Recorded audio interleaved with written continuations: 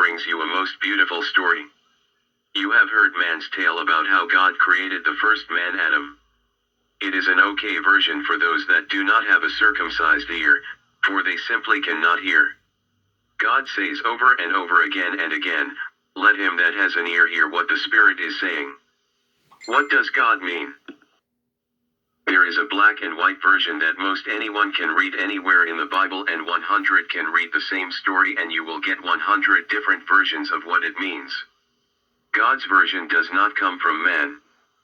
Paul cleared that up. He said, "I did not learn what I teach you from man, and neither did I learn it from man, but I got it from Yeshua after the Holy Ghost came upon me." The story I offer you is the Holy Ghost version.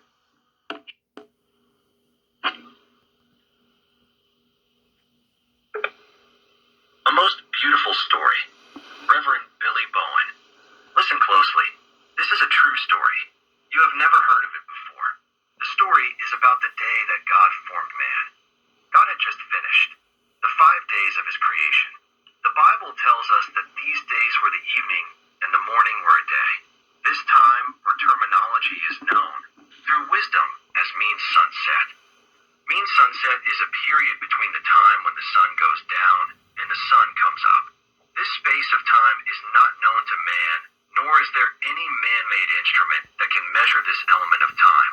It is as quick as a moment in the twinkling of an eye. Mean sunset is known only unto God.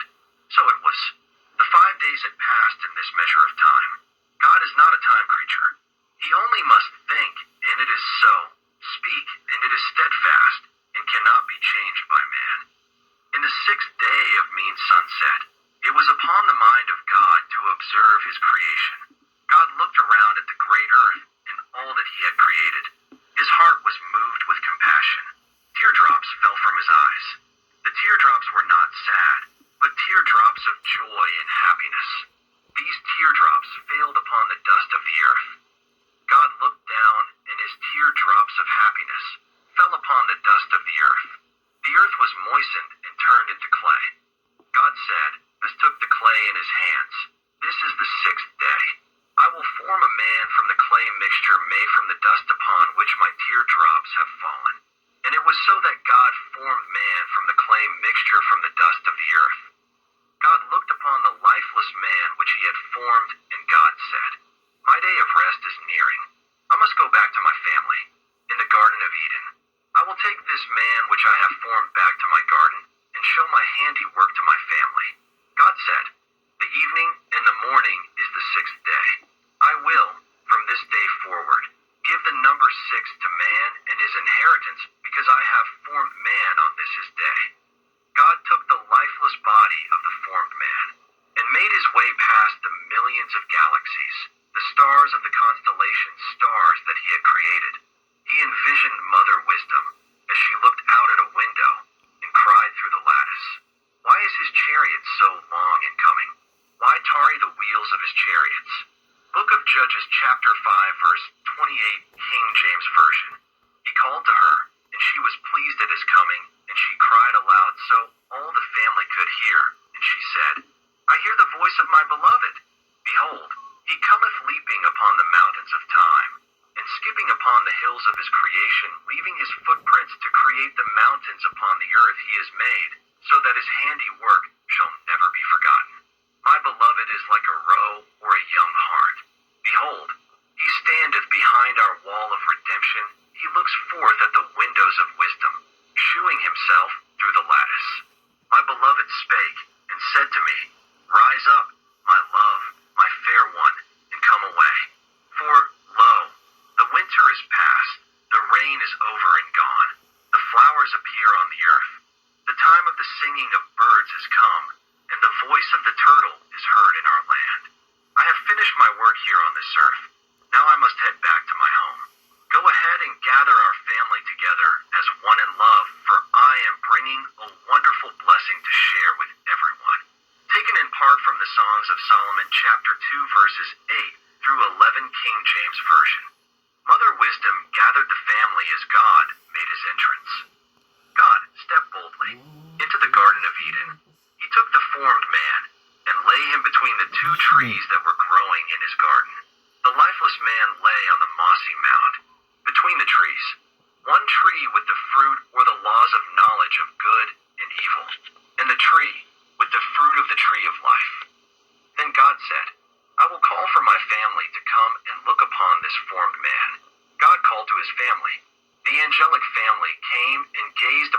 lifeless body of man that lay between the two trees.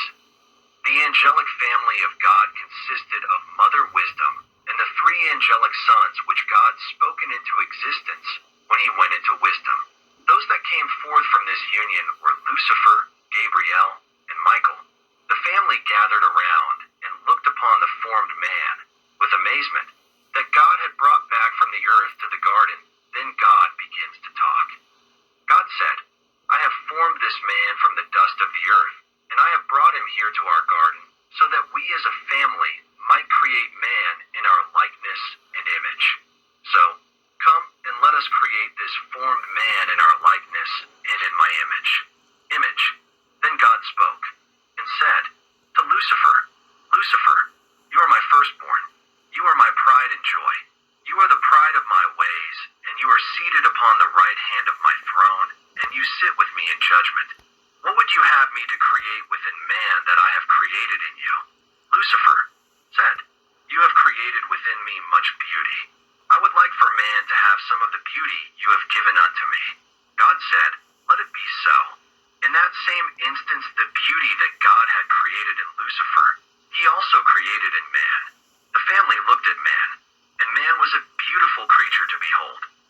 Then God said to his son Gabriel, Gabriel, what have I created within you that you would like for me to create also within man? Gabriel thought and said, you have created within me a warning system. With this system I can warn when danger is near by blowing of my trumpet. I would like for you to create within man an alarm system, so that man would know to call upon you when he is in trouble. God said, let it be so. And God created an alarm system within man. The alarm system would be known as man's conscience. Man would learn to follow his conscience when a choice was to be made between right from wrong and good from evil. The choice would be left up to man. The family looked upon man, and they knew that it was good. Then God turned to his son, Michael, and God said to Michael, Michael, what is it that I have created within you that you would have me to create within man? Michael said, you have made me like unto yourself. I am like God. You have made me stand upright and to move about. And he said, therefore, I would like for you to create within man the ability to stand upright and to move about. The family looked upon man as God spoke the word.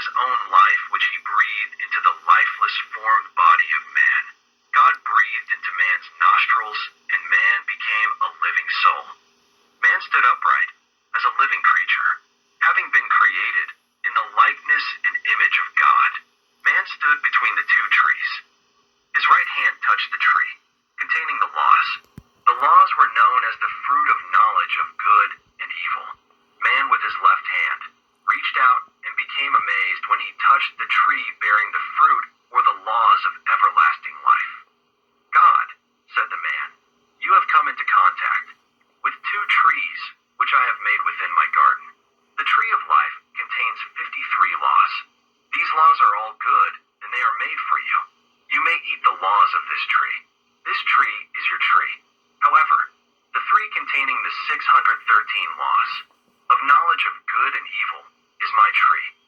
This tree belongs to me and my family, because we know which laws are good and which laws are evil. However, you do not know which laws are good and evil. They all look the same to you. Should you ever eat one of the laws from this tree, then you will be guilty, as if you have eaten every law on this tree. The price you will pay will be far greater than any burden you will ever have to bear. You will have to leave this garden, and I will pronounce upon you a natural death, and I will send you back to the earth from which I made you, and you will die even a greater death by being separated from my love. So, remember, Adam, this tree is my tree, and you are not to touch or go near this tree. Look around you, Adam. This garden is my home. It is eternity, and now I've shared this eternity with you. You may walk and talk with me in the cool evening. So it was that Adam took his first breath. As he inhaled and exhaled, the garden became alive. The skies became beautiful, and the grass became greener. The animals became playful and joyful. The birds flew and sang the song and fouled the air. The seas were fished. Happiness and joy could be found all within this sacred garden called the Garden of Eden. So it was that God had brought two by two all the creatures he had made for man upon the earth. He brought to man in the garden, and man gave names to all that God wrought unto him. For more of God's wisdom, as told by Reverend Bowen, look at our websites: www.jewsofbabylontheparable